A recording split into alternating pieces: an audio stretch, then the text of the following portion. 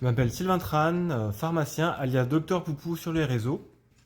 L'appel boycott est interdit en France, alors j'ai essayé de transformer cela en quelque chose de positif. Et vous avez tous le pouvoir de changer les choses.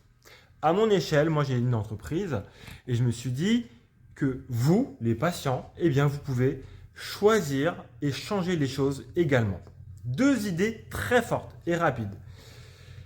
Le Doliprane, vous en avez tous entendu parler, cette petite boîte jaune, eh bien longtemps elle a été protégée par les gouvernements français, on n'avait pas le droit de le génériquer.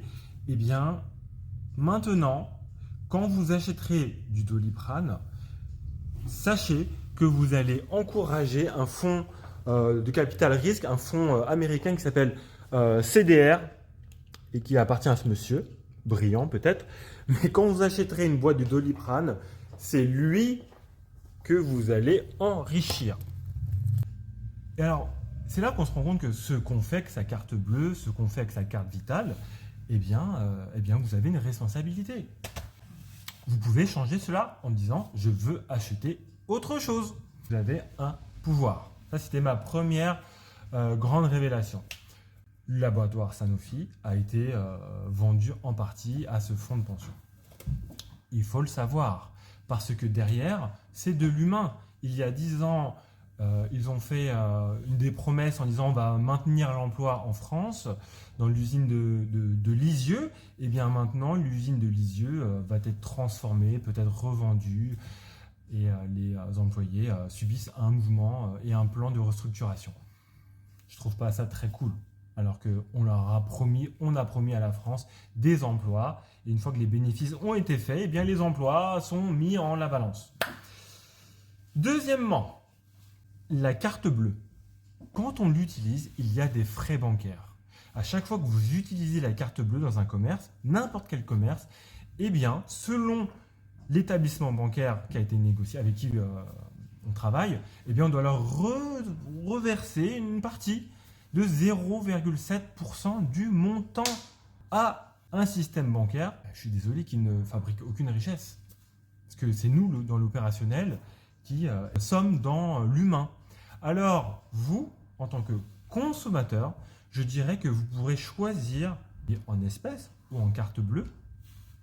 Mais moi, je suis engagé et je dis que plutôt que de payer en carte bleue, j'ai une idée toute simple.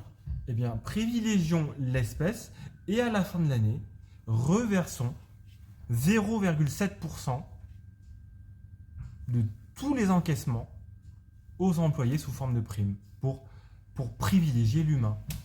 Voilà. Mon idée, c'est que par exemple, eh bien, si j'ai encaissé 100 000 euros plutôt que d'avoir encaissé 100 000 euros en carte bleue, de donner 0,7% à une société, je préfère donner 0,7% de cet encaissement en espèces sous forme de prime à mon employé.